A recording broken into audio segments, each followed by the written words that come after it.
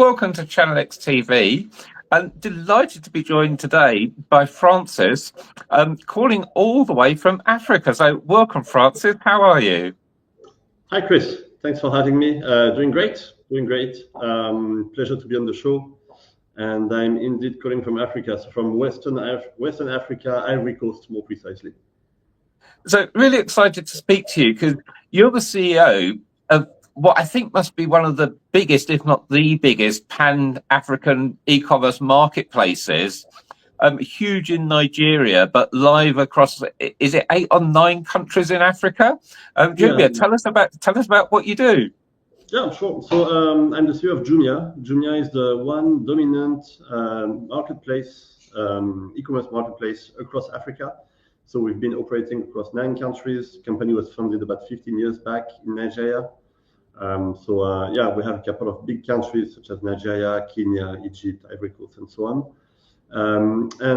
Basically, so we're operating a marketplace at scale across Africa. So the regular e-commerce model, but heavily adapted to the local context. So that's quite an interesting challenge and exercise in adapting what e-commerce is around the world to the specificities of markets in Africa, specificities of supply and demand on our continent that are quite unique. So we've built our own business model, our own supply chain model, our own logistics, our own marketing, and so on to make sure we can scale e-commerce across the continent. And the word I found most fascinating that you said there was local, because Africa is so different to marketplaces in the UK, Europe, the US. I think for a start, it's fair to say that a lot of Africa has been a mobile first technology, but also, as you said, supply chain, actually delivering goods. Africa's not in all parts sort of regular street names, house numbers, postcodes. So can you tell us just a bit of a flavour about the evolving e-commerce landscape in Africa and how it's grown over the last decade and a half? And basically, how do you do e-commerce in Africa?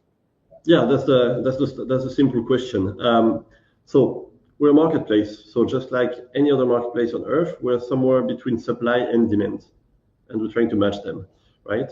But the dynamics of supply and demand in Africa are very special, and the way you connect the two is also quite challenging sometimes.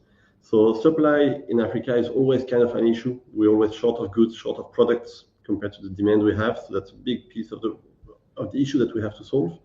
And demand in our countries, in the markets where we operate, is quite unique because we're serving people who make revenue of $2,500–3,000 a year, which is 30 times less than in the US.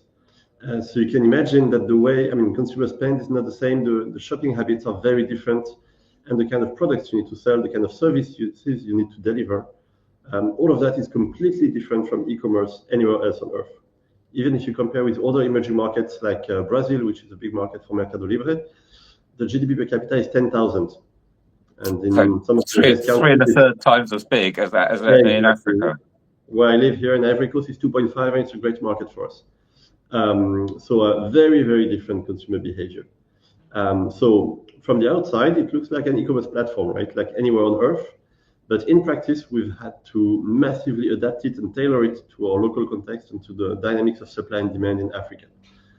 Just one example is supply chain, so the logistics in between. When we arrived, there was not the right ecosystem. I'm not going to say there was nothing, but the ecosystem was not right to serve e-commerce. And street names was the smallest of the issues. That's actually manageable. So we had to build our own delivery ecosystem. We had to grow dozens or hundreds of local entrepreneurs and 3PLs so they could serve e-commerce and build the right delivery network so we could actually push volumes. So it took many years to do that. Now we have it. We have something that's very efficient, well tailored to a local context. But it's something that you would not have to do if you start e-commerce in the UK. And then adding to that, it's a market. I often get the question of whether Africa is ready for e-commerce. That's a polite way of asking whether we're not too early or whether there's a market at all. the thing is, we're working across a continent where there's a lot of demand. Population is growing extremely fast. Well, the level of income per capita is not, unfortunately, but population is growing fast. There's a lot of demand. There's a lot of poorly supplied demand, pent-up demand, I would say. And it's the whole challenge is to be able to supply that demand.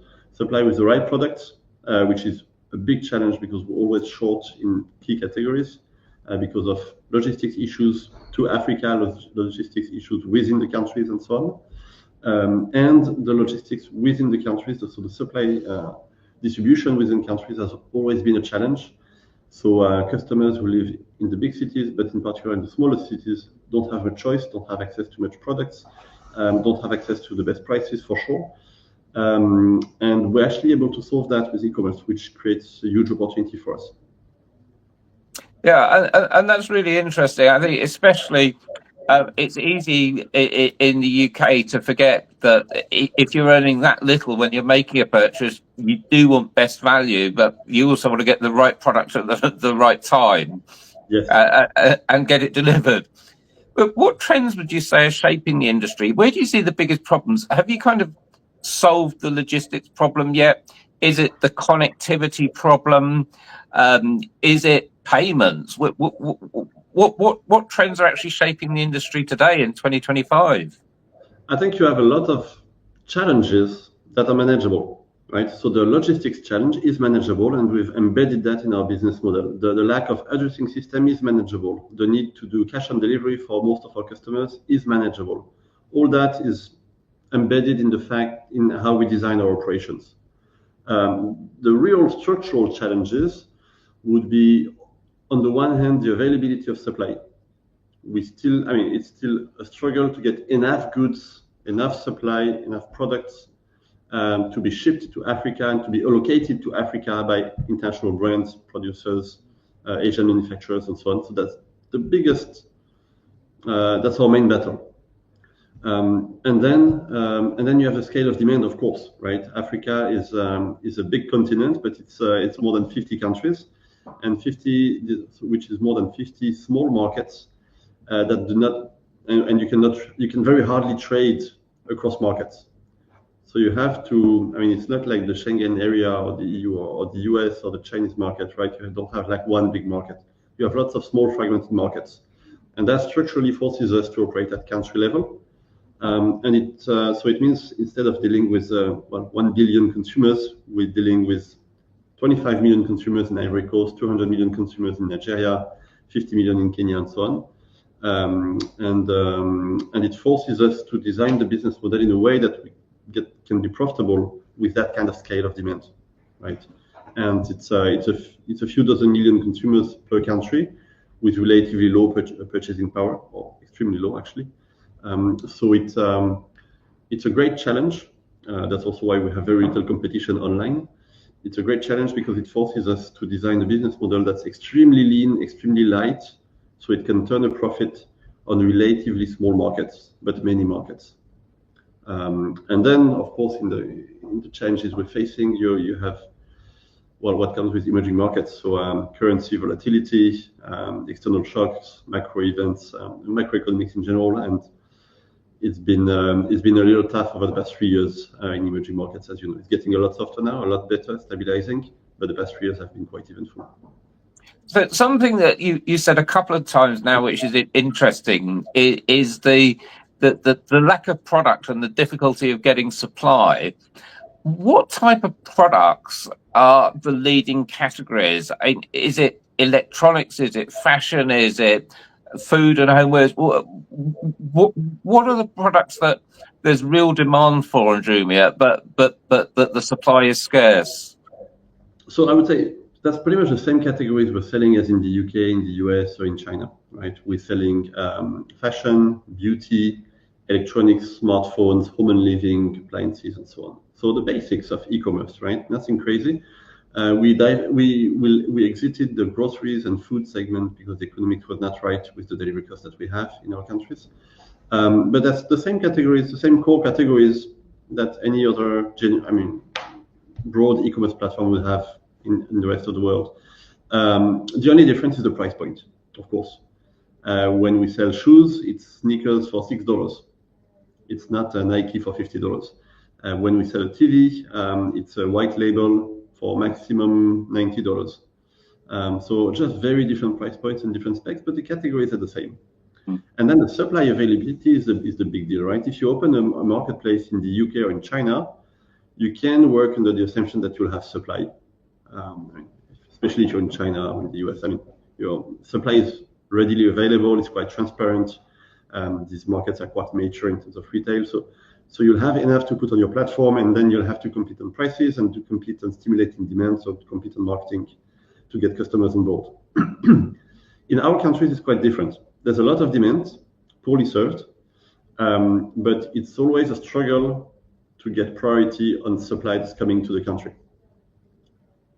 I mean, it's our core battle. We're getting really good at it now, thanks to scale and better processes. But the core battle is to get enough, to get the right availability, quantity, and price points in those core categories.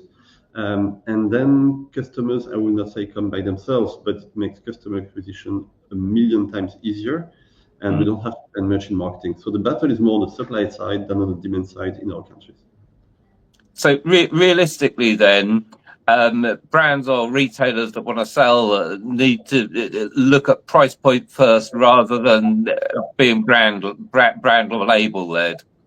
Yeah, my typical customer lives in a secondary city in Nigeria and makes $200 a month.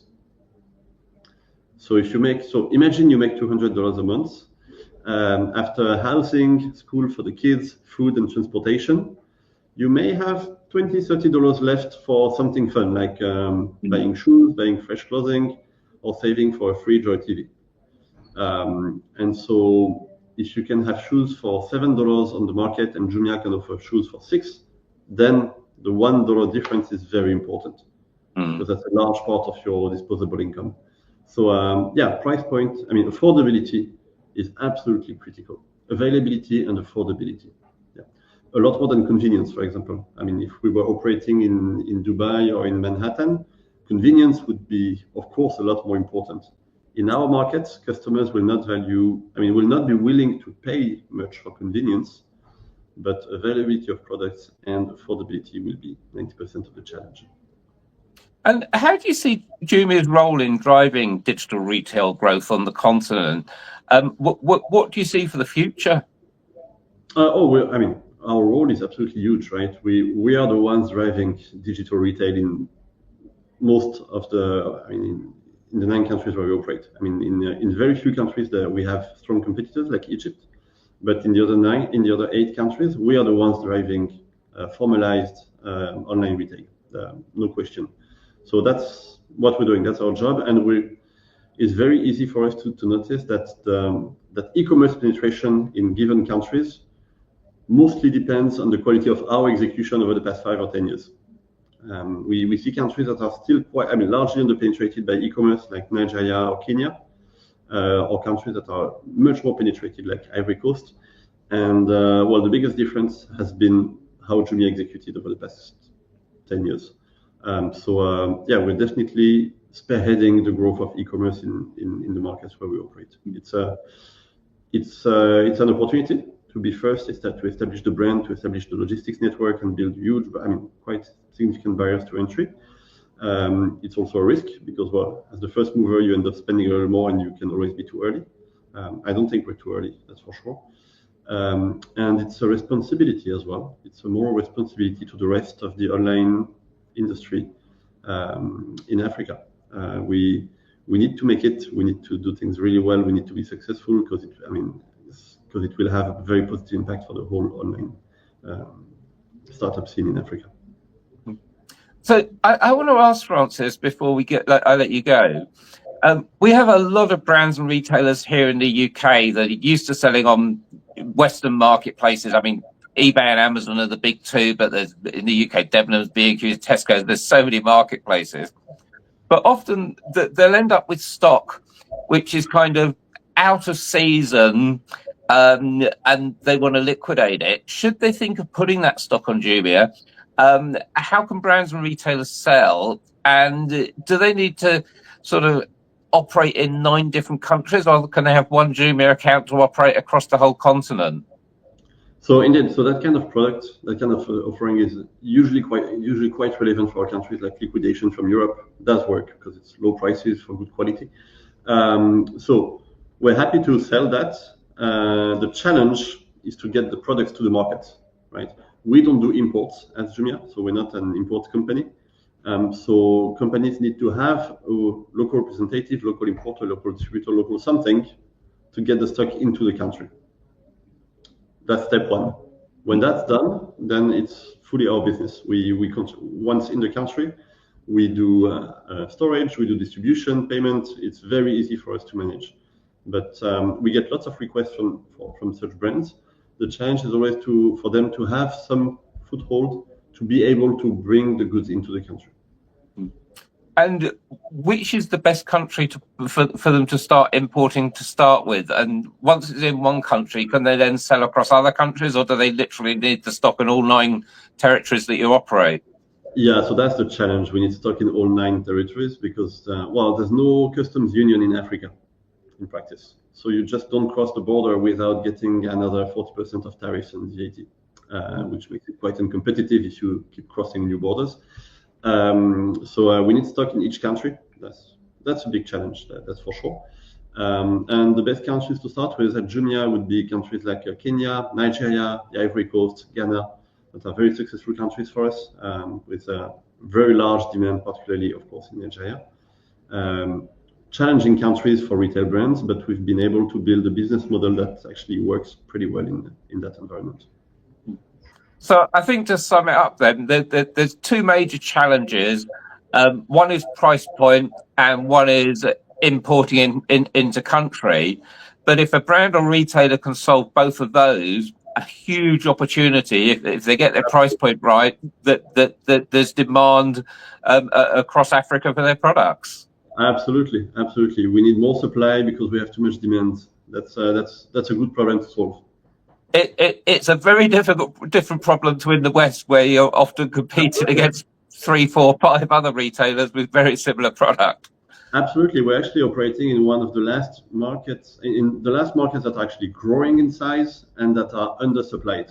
It doesn't happen anywhere else on earth, I believe, those days.